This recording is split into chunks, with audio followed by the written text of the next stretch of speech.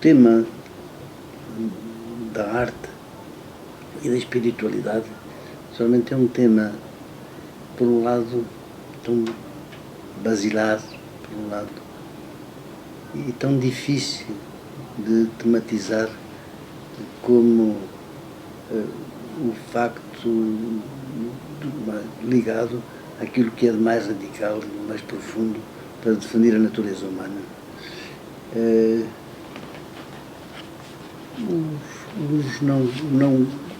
Aqueles seres que estão mais próximos de nós, não é? Podem ter sido tudo, quase falando, porque se falassem tinham de ser batizados, como dizia o cardeal Polignac. Agora, realmente, o que é interessante é ver que das religiões mais famosas no mundo, ainda hoje, aquela que tem uma estranha relação com a arte é propriamente o cristianismo. Nós não imaginamos o que é que seria a arte europeia se não estivesse ao serviço de uma espécie de visão do mundo, das coisas, por assim dizer, e paradoxalmente, estranhamente poética. Como se a poeticidade estivesse ligada, paradoxalmente, à expressão da própria vivência, ou visão, visualização do que nós chamamos de sagrado. A imagem, o que seria realmente a cultura europeia sem essa espécie de conto da humanidade, ou divino, que nós chamamos a arte enquanto expressão de um certo tipo de religiosidade, neste caso a religiosidade que nós chamamos cristã. Seria uma espécie de deserto. E nós podemos imaginar, por contraste, uma religião que é uma religião também de grande expressão universal e hoje vivendo um momento particular, certo número de expressões nos angustia, mas que se proibiu de ter uma representação justamente desse absoluto ou do divino em geral. Estou-me a referir particularmente ao Islão, naturalmente. E também, dentro da nossa tradição judaico-cristã, uma espécie, efetivamente, de recusa de representar o que é, por sua natureza, irrepresentável. Portanto, a iconoclastia não tem só um lado negativo, também será de uma espécie de visão da essência irrepresentável pelo facto de ser divina, justamente, que não é uma censura essa religião, mas é a sua máxima expressão. E, de facto, numa das suas expressões históricas, enfim, que foi importante à história da espiritualidade na Europa, que nós chamamos a Reforma, não é? Nós podemos considerar alguém como Lutero, não é? Alguém que era um músico e que, como tal, realmente se comportou, por assim dizer, mas que não favoreceu mesmo a ideia de uma representação da história sagrada, não é? Tal como ela foi adoptada muito cedo pela Igreja para contar a história da encarnação de um Deus humano no mundo. Como se fosse uma idolatria suplementar. Curiosamente, os cristãos, depois de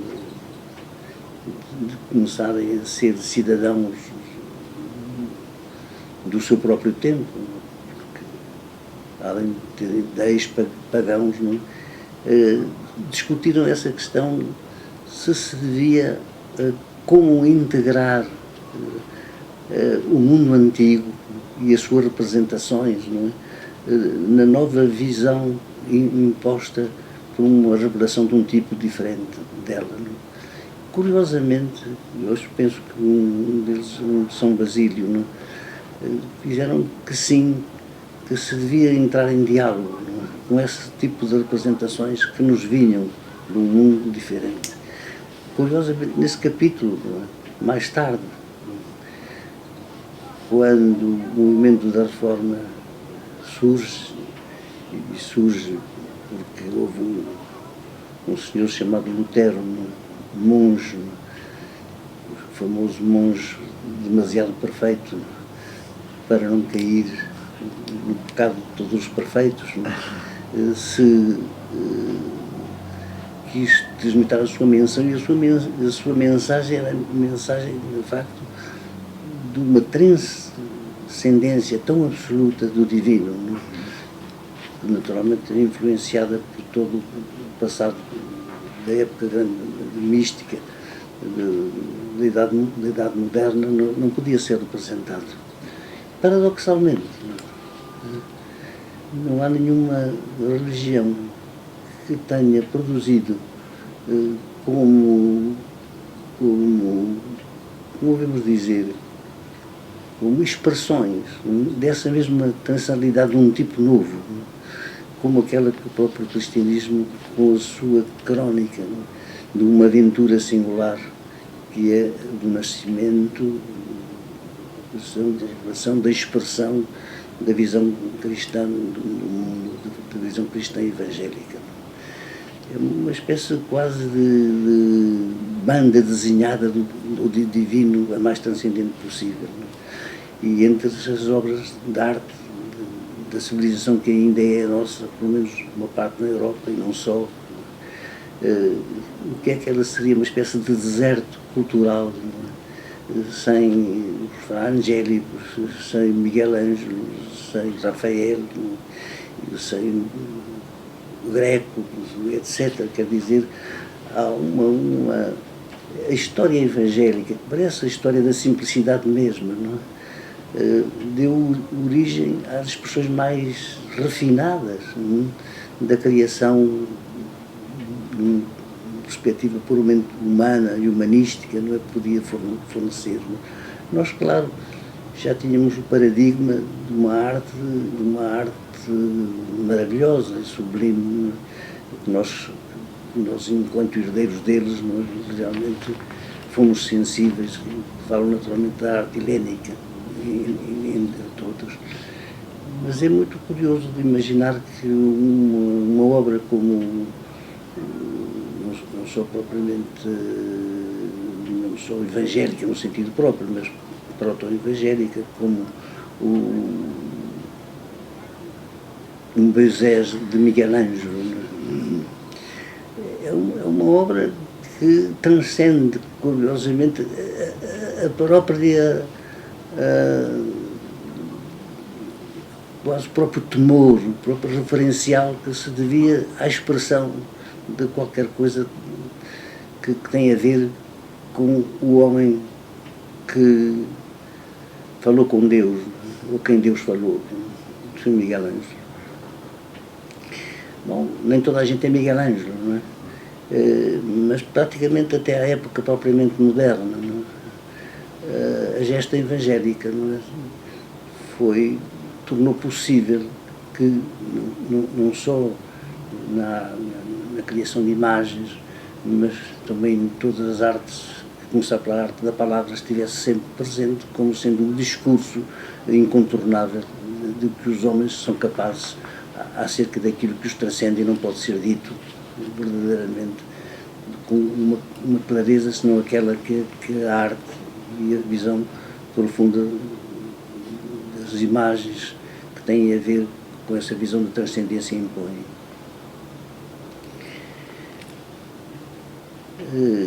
Curiosamente, o mundo moderno não renuncia a o recurso à imagem para por sua vez, dar corpo quase à contestação dessa imersão positiva, da aceitação realmente do divino, tal como a teologia católica a teorizou durante séculos, ao mesmo tempo de uma maneira reverente, mas cultivando a látera, e passando mais diretamente por uma dessas artes que é propriamente, que é a música. Bom, e aí realmente as duas formas do cristianismo pós-moderno ou moderno, que falo a partir de Lutero, estão de acordo. Quer dizer, realmente, mas também aí outras religiões diferentes da cristã não têm essa, dizer, essa espécie de museu não imaginário da sua própria vivência, não é? Como aquela de que as artes dessa ordem no mundo que se ainda se tem como referência, não é? A visão cristã realmente do mundo, não é? Concedeu. Não conheço nenhuma cultura, não é? Em que haja realmente os Handel, os Mozart, mesmo já em fases de descristianização relativa, do ponto de vista cultural, da vivência profunda e puramente mística, não é? Do cristianismo nas suas horas gloriosas e mais fundadoras. Não é? E de facto, eu não sei mesmo quais seriam as expressões de um outro tipo, em matéria de arte, de outro tipo, dessa visão evangélica propriamente dita, para a humanidade que se reclama realmente dela, se essas grandes expressões não existissem. Bach, entre outras. É como se nessa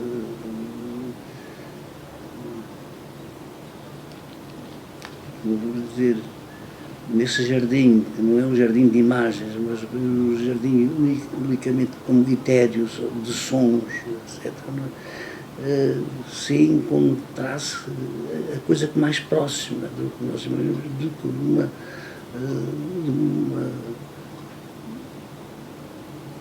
de uma vivência que não é a vivência da palavra, que nos é realmente connatural e criadora de absoluto na sua ordem, mas qualquer coisa que transcenda ainda mesmo essa própria ordem, embora a integre, naturalmente. Porque o canto acompanhou muitas vezes essas mesmas manifestações grandiosas dos Handel, do Mozart e os modernos.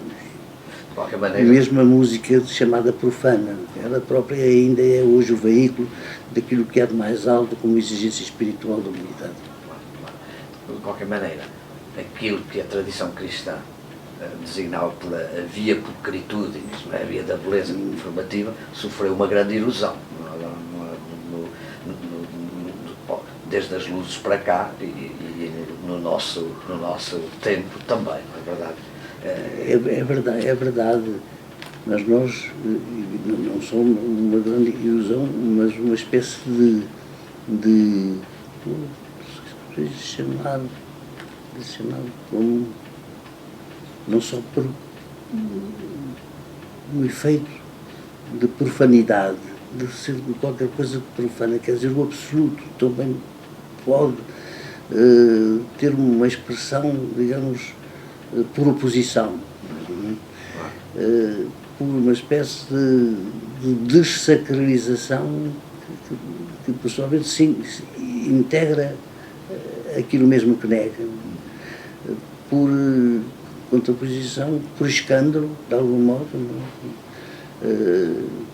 um escândalo na ordem ética, qualquer coisa realmente que é mortal para o escandaloso, a prova da sua exclusão de uma certa perfeição, de uma certa tentativa de dar culpa à sua perfeição, mas na arte, sobretudo na arte moderna, uma parte dela, não é feita da parte do diabo na humanidade, de algum modo, uma demonização.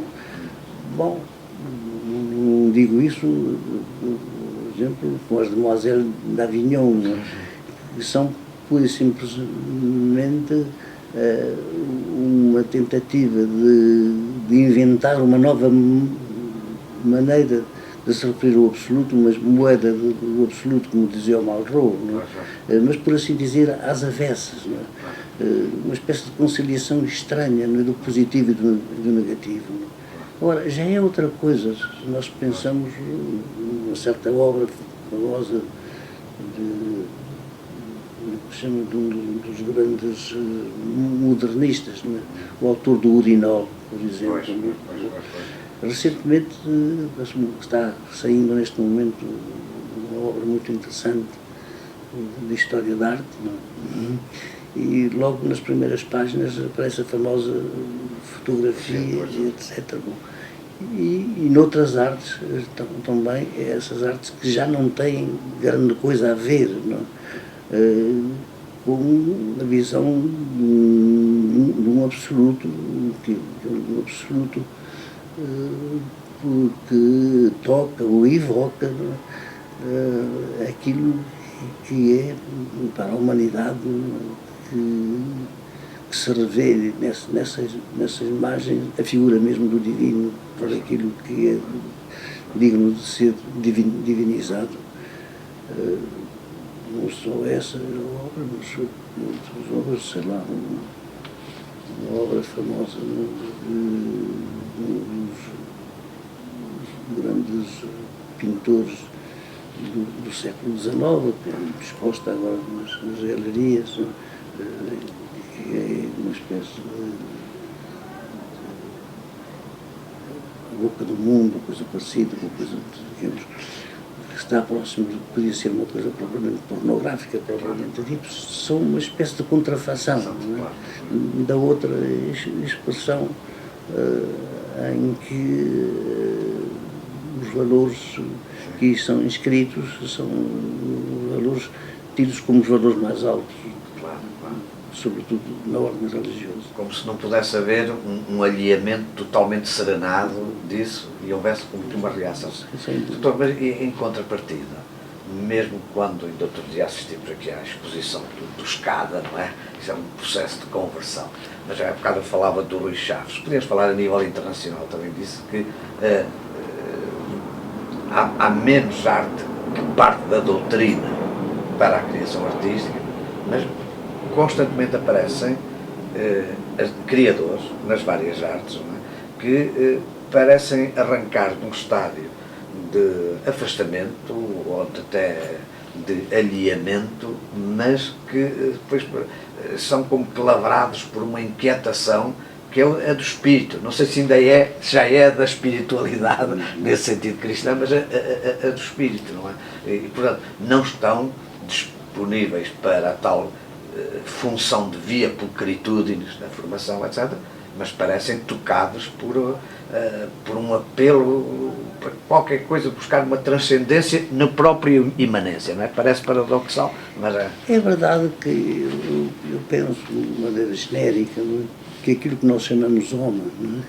Sem saber exatamente o que é que estamos dizendo, não é? Ou não podendo dizer até ao fim, de maneira real, porque provavelmente teríamos de pensar que debaixo, sob esse nome, que não é um nome propriamente divino, segundo a Bíblia, porque a nomeação é feita pelo homem enquanto tal, uma autonomeação. Portanto, é o ato narcísico da história humana, é esse mesmo em que o homem nomeia as coisas, por ordem de Deus, e nomeia a si mesmo também como Deus ao mesmo tempo e o homem que fazem a autonomeação.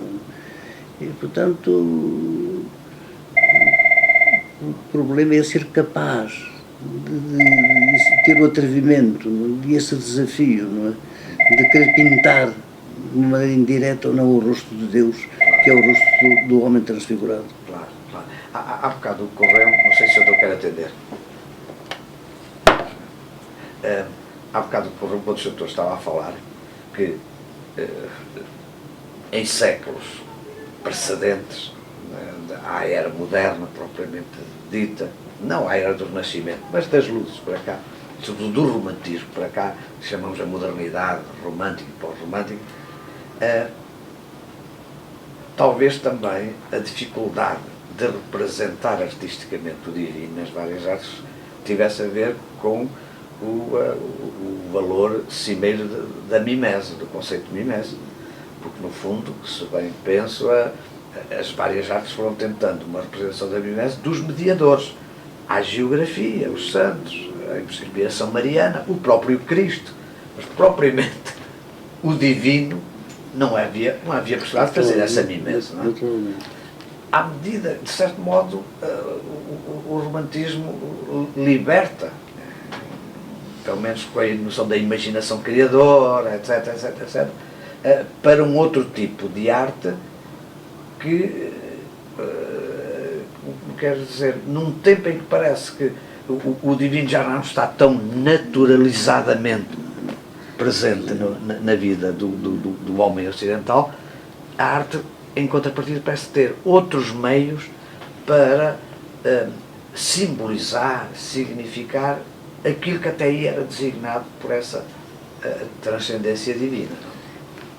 A começar pelos próprios traços, de algum modo, não é? A famosa arte abstrata, num certo momento, não é? Esquece, o sepulta, não é? Toda essa primeira ligação natural, não é? Entre o ato criador e a imagem que ele produz. Portanto, foge à imagem, de algum modo. Não é? O simples evocação, os simples traços devem colocar os mesmos tipos de problemas profundos que as imagens mais sacralizadas, de um ponto de vista estritamente religioso, no sentido geral da palavra. Há uma história que se conta da história de Solon, um dos grandes 7 sábios da Grécia, não é? De que vê um garoto, não é? Na areia, não é? Fazendo uma série de traços, um só traço. Há também uma passagem famosa no Evangelho, não é? Sim, sim. Estava riscando da mulher pecadora, e ele escreve qualquer coisa que ninguém sabe exatamente o que é que isso sacramente significa. E ele, Solon, diz ao garoto: o que é que tu estás a fazer? E ele diz assim: não sei o que é que estou a fazer. Isto podia ser o máximo de reconhecimento do mistério da arte, e com isso com tal. Mas para o Solon, numa tipo de cultura, aquele valor mais alto é o serviço da nossa imaginação, de tudo que nós somos, à cidade propriamente dita, não é? E aos valores da cidade, não é? Era um exercício mais perigoso possível, porque tu não sabes o que é que has de fazer, tu não sabes distinguir aquilo que é bem e aquilo que é mau. Mas provavelmente o Solon era muito rigoroso, uma espécie de um asceta, não é? Sim. E o inquisidor avant la lettre, coisa, porque na verdade o garoto estava fazendo como a Almada Negreiros, fazendo um riscos, mas estava desenhando provavelmente o rosto da sua própria mãe. Portanto, para a arte moderna, não é? Aquilo que parece às vezes intolerável ou incompreensível, etc., passou a ser um valor ambíguo, em que requer para quem interpreta diversamente a sua relação realmente com o mundo, não é? Uma atenção diferente, quer dizer, é uma outra música, não é? Ao lado de uma música mais cantada. Provavelmente a coisa que é mais intolerável para o homem é repetir-se, não é? E não ser propriamente tão criador como naqueles momentos em que está fora de si mesmo, não é? E são momentos em que ele considera de si mesmo ter fugido à sua própria condição humana e ultrapassando, e ao que nós chamamos, no fundo, a criação, no sentido próprio do termo, quer dizer, uma imitação do divino, no segundo grau. Mas que é sempre uma inscrição digamos assim, do dinamismo do espírito humano, do Geist, no sentido do Hegel, não é? embora o Schopenhauer pudesse tirar essa grande apologia do Geist, sendo a realidade humana na sua história, mas assim, quem é esse senhor? Pois. Esse senhor é a humanidade mesmo. É a humanidade. Cada um do homem é esse. Como dizia o Montaigne, cada ser humano é a totalidade da condição humana. Sr. Doutor, sem querer cansar mais, eu lembro isso, em determinada altura, um homem que foi muito influente nas últimas décadas do século XIX, em que o Essa também se refere a ele e outros, como crítico de arte, depois muito ligado aos pré-rafaelitas, o Ruskin, faz ali uma inflexão ao valor cimeiro que em Hegel a poesia e a música têm como consciência de consciência, não é? Se não me engano, na fenomenologia do espírito, a gente vai subindo até à consciência, sim senhor, religião, filosofia, mas acima ainda está a arte. O ponto mais. O Ruskin dá ali uma inflexão com aquela coisa de que a educação do espírito pela arte. Não sei se é uma versão moralista ou é uma versão profana e moderna da tal via pulchritudinis que nos devia levar ao divino. Eu creio que é mais isso, não? Embora quando a gente tem em mente toda essa produção dessa famosa dos pré-rafaelitas, não é? Tem dois jogos curiosos. Praticamente toda a narração, a narratividade da pré-rafaelita, ela reenvia, não é? Formas religiosas, motivos religiosos. E ao mesmo tempo que são uma apologia de uma beleza etérea e etc. Não é? E algo mórbida. E mórbida, não é? Portanto, atrás é que, se até essa época, não é? Digamos, a nossa experiência vital comanda realmente as coisas, nesse momento há uma espécie de sombra que não é somente uma oposição à visão do mundo como o bem, como a luz, etc. Não é a negação disso, não é? Como aquela expressa no título do Baudelaire, As Flores do Mal, não é? Mas é qualquer coisa ainda mais radical, e essa coisa mais radical é simplesmente, pura e simplesmente, a encarnação daquilo que é o mais absoluto negativamente falando, que é a negação de todas as negações, chamada morte. A morte que não tem uma inscrição num outro plano, diferente daquilo da simples percepção, visualidade ou da nossa experiência propriamente profana. Portanto, é aquela que requer um Deus que nos ressuscite dessa morte, inscrita na natureza e depois na nossa humana, que é consciente dela. Portanto, temos aqui um curioso, porque veja que não é católico esse movimento, porque nos vem do mundo anglo-saxónico, que é um mundo já de uma contestação na ordem do efeito estético e ao mesmo tempo artístico, da arte até esse tempo, que é o glorificante de qualquer coisa, não é? E há ali uma curiosa glorificação daquilo que é o fim de todas as coisas. É uma espécie de religiosidade fúnebre que se espalha nesse momento. Languescente, não é? Languescente e evanescente. Curiosamente não é essa toda a última palavra digamos, da modernidade no seu sentido. Eu lembro, há anos, numa visita à Natural Gallery, percorri todos aqueles quadros maravilhosos, né, que é na Natural Gallery, sobretudo os ingleses e o homem das grandes óperas Marítimo, não sei como é que era, não se lembra. Turner? O Turner. Vi todas aquelas obras, gostei de ver. Temos aqui na Gulbenkian dois desses quadros famosos. Dei a volta a todo o périplo e, de repente, fiquei diante de um pequeno quadro de Van Gogh, um quadro simples, representa qualquer coisa de mais, um objeto mais trivial possível, umas botas, mais ou menos, etc. E eu fiquei assim, e de repente percebi o que é que este quadro, não é, faz aqui no meio desta glorificação, não é, de tudo que é glorificável, glorificante, que é a coisa mais humilde, mais banal, a banalidade mesma. Não é? E percebi nesse momento, não pelas mesmas razões dele, mas por outras que me dizem respeito, que esse quadro exercia por mim uma atração, uma espécie de comoção diferente de todas as outras, porque era de facto o máximo triunfo da arte, quer dizer, dar uma divindade àquilo que é mais comum, impregnando-a de uma santidade, sem coroa por cima, não é? Por defeito, e não por irradiação, digamos, quase mística ou mágica, etc.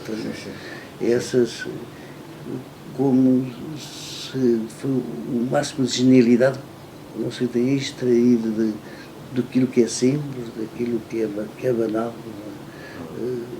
um máximo de emoção, de incompreensível, como se fosse uma espécie de tradução em termos modernos da visão do mundo tal como São Francisco podia ter representado. E isso achei, moveu-me bastante. E ao mesmo tempo a apologia do máximo e do mínimo. Do máximo e do mínimo. Quando o doutor quiser parar, eu paro. Posso ainda pôr outra questão. Agora lembrei que não é disso do espírito. Uma coisa que às vezes conversamos, eu e um nosso comum amigo, o Pita, o António Pedro Pita, que ele tem uma certa vez pelo Kandinsky, por causa do espiritual na arte. Na verdade, porque é que naquele limiar da arte moderna ele vai querer escrever e doutrinar o espiritual na arte, mas já é outra coisa. Já não é o espiritual da tradição cristã. Porquê é que terá surgido no seu pensamento, porque é que um homem como o Kandinsky havia de colocar isso com tanta força? O espiritual da arte aqui quase que me reenvia uma visão das coisas, digamos, que só poderia, na ordem do passado, da história do mesmo espírito, para falar com Hegel, que é o Kant, é o facto de uma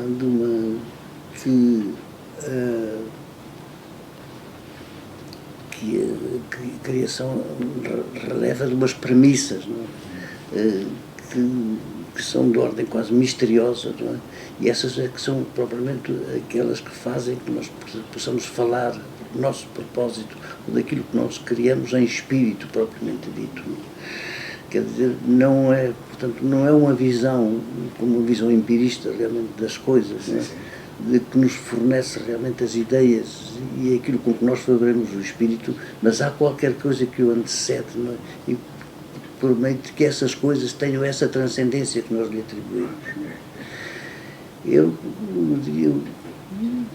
essa impressão, de facto, temos, portanto, não propriamente de dar uma outra expressão a essa forma de absoluto, já por assim dizer, que nos toca e que nós próprios somos, mas que o mínimo traço podem significar realmente toda essa uma espécie como se, em vez de se pintar esses riscos, nós dissessemos fazer música. A música também são sons que saem, com que nós não podemos tocar, eles é que nos tocam, eles é que nos criam, eles é que nos inventam realmente o espírito que nós não somos enquanto tais. Eu encontro mais isso, menos em Kandinsky do que próprio no Klee. O Klee foi, primeiro, eu passei a interessar-me pela pintura, mas pessoal, sempre a minha ideia é que eu nunca havia tido escrito nada sobre nada, a não ser sobre coisas de estética, nem particularmente estética no sentido, enfim, daquilo da função das criações, das criadoras.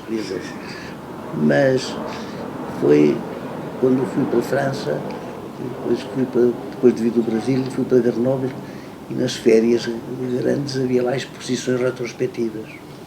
E a primeira que me calhou, por sorte, foi o Klee, que eu não conhecia, nunca conhecia de reproduções postais, coisas assim. Eu nunca tinha visto uma exposição do Klee.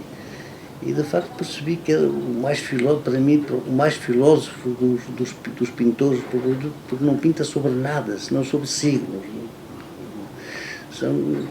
Dá lugar a expressões puramente verbais, que não têm imagem, e ele dá para aquilo que não tem imagem, e no princípio não pode ter imagem, e ele fornece uma imagem. É uma coisa inexplicável, é uma criação no estado puro. É impossível, era além daquilo que o Klee fez enquanto tal. É como se Deus se tivesse ele próprio a fazer a pintura que seria digna de um Deus, criado a partir do nada. E este é o maior desafio que eu conheço em termos de ordem pictural. Alguém que nos conta uma história que não tem história, de espécie nenhuma, senão aqueles traços que estão ali, e que nos criam um mundo que não existe. Não por superexistência, além de que nós somos capazes de posicionar, mas que de facto não existiam antes de os ter criado. Portanto, se alguém começou num ponto zero qualquer na história moderna, é só chama-se facto Klee. Mais do que um Picasso, que efetivamente é um criador, é mesmo um super criador, mas um criador em função dos signos que ele já lia ou podia ter lido naquilo que o cerca, ou na pintura dos outros, na pintura africana que ele reinventa em termos europeus e integra na Europa. Mas, de facto, não usando propriamente, não da estética, de uma estética de um divino, objetivamente humano, mais próximo, não são os grandes criadores, o grego, porque são evidentemente já, como dizia o grande autor da história da arte, de Leonardo da Vinci, que se chamava, era o Miguel Ângelo divino. Ou que um grande crítico daquela época, que era muito chamado, quando escrevia o Miguel Ângelo, dizia assim: eu sei que tu, ou Miguel Ângelo, se era o Leonardo que ele escrevia assim, eu sei que tu és divino, mas eu não vivo do lado, eu não sou divino. Divino. Era isso. Também há esta parte do jogo, não é? Que nós não podemos eliminar da coisa, mas isso é o segredo de cada criador, e de quem depois se recria através dele, olhando-os, ouvindo-os, extasiando-se aquilo que eles são no nosso lugar. Não sei se eu também são 6:15. Só mais uma coisa. Muitas vezes, voltando àquela questão da via pulcritudes, porque é a via da beleza. Nós sabemos hoje, não era preciso o Humberto Eco fazer uma lista toda da estética do feio, que a experiência estética nós associamos-a por oposição à busca, ou por colação com a busca do verdadeiro e do bem, nós associamos à busca do belo. Mas a estética, ou a experiência estética, nem sempre incide naquilo que também tentamos dizer o que é o belo. O que é o belo. E na verdade, todas as tentativas de apropriação, não digo instrumentalização, mas de apropriação hermenêutica da beleza em sentido moral ou espiritual, já falam do belo. Mas a experiência estética e a arte moderna Mas também já o Bruegel e outros, mas a arte do século XIX e XX, sobretudo, fartou-se de fazer a arte do feio. Não é? E há uma experiência do feio. O espírito humano também se inscreve a ele. Sem dúvida. Mas eu não sei qual é o primeiro. Não é? A experiência do feio quer dizer daquilo que nos causa qualquer incómodo. Incómodo não propriamente só físico, mas como digamos incómodo metafísico. Qualquer coisa que nos põe em causa, de uma maneira quase física, como uma espécie de uma agressão, como se nos agredissem. Bom, e há muita arte que é recebida como uma agressão, em relação sobretudo na arte moderna. É claro, nós não dizemos isso do maior dos pintores do antigamente, porque já estão sacralizados, ou parecem sacralizados. Mas eu penso que nós, as primeiras experiências que nos marcam para sempre e definitivamente são aquelas positivas, a luz, o sol, as coisas que têm um ritmo qualquer, que nós conhecemos, uma espécie de música natural, que nos penetra, que nos comove. Isso é o que nós chamamos o belo, o próximo, o belo da beleza. Mas o feio pode ser belo, isso é um paradoxo fácil de exprimir, não é? Mas gostaria de ter exemplos, assim, do chamado belo horrível, de que os pré-românticos já foram tão cultores, ou pelo menos tentaram perceber, não é? Porque é que nós podíamos também ter uma emoção de ordem estética diante de qualquer coisa, não é? Que nos punham em causa mais profundamente do que a experiência do belo, no sentido de ser agradável, não é? Os nossos sentidos, a nossa percepção, o nosso coração, qualquer coisa desse género. Foi uma experiência estética da desarmonia, do desarmónico. Há uma expressão em França que é conhecida, nós não costumamos usar muito essa porque nós não navegamos muito facilmente nessas águas, não é? Que é la beauté du diable. A beauté du diable, portanto, é o lado. Não é? Há um livro belíssimo, La Beauté du Diable, ilustrado. A beauté du diable, portanto, é, digamos, aquilo que toca paradoxalmente. Tenho que apagar, senão fica ali gravado. Desculpe, Sr. Doutor. Desculpe. Depois temos que cortar esta parte. Diga, Sr. Doutor. Imaginamos que a beleza do diabo não é? Deve ser aquela que compensa a nossa humanidade quando ela se esqueceu tão absolutamente de Deus, não é? Que já não tem manifestação de qualquer coisa parecida com glória ou com beleza ou qualquer espécie, sobretudo, de saída para aquilo que é para cada um de nós, não é? A saída por excelência, não ser condenado a morrer nas trevas. Mas pode ser ainda uma forma de avalo espiritual? Provavelmente. Há um título famoso daquele inglês que é um grande poeta.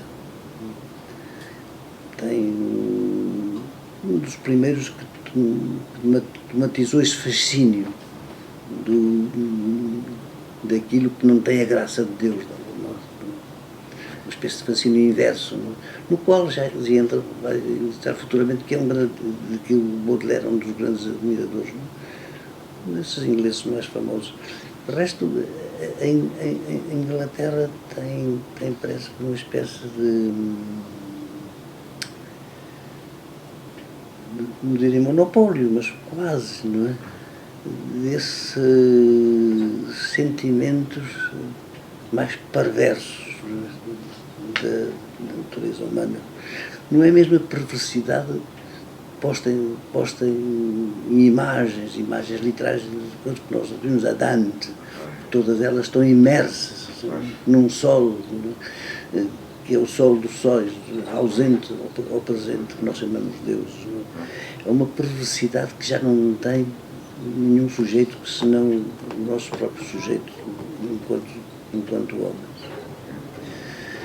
Bom, e esse é um mistério que cada criador tem de resolver entre si mesmo e a sua própria criação. Muito obrigado. Eu acho que eu não quero ficar só mais. Só dois pormenores agora pessoais. Essa questão de que quando estávamos a falar do feio, e que estava nos choques, em rapazinho, o que é que me chocou quando vi o filme do Pasolini, o Evangelho segundo Mateus. Não foi tanto lá, porque eu já tinha a mania que conhecia o Pasolini, que aliás tinha tido um início de obra poética religiosa, católica, e ele nunca se desdisse totalmente, e até mariano e tal. Mas eu sabia mais ou menos que vinha ali e tal. Falava-se muito em Coimbra e tal, do Pasolini. O que é que me impressionou logo e que me chocou? A própria imagem física do ator que fazia de Jesus, que era tipicamente judeu, judaico e tal. Mas isto não pode ser, isto é uma profanação. E na verdade, o subconsciente, todo educado na iconografia. Não, é verdade, faltava o Bernardo Soares para dizer que aquilo que era só o simulacro, não é? E portanto, depois caí em mim, tolice, mas foi essa imagem. Isto é uma. Não, a gente percebe. É uma imagem disforme que vai ferir e não pode ser. A gente percebe que um certo tipo de iconoclastia, no sentido positivo do termo, tem a ser necessário.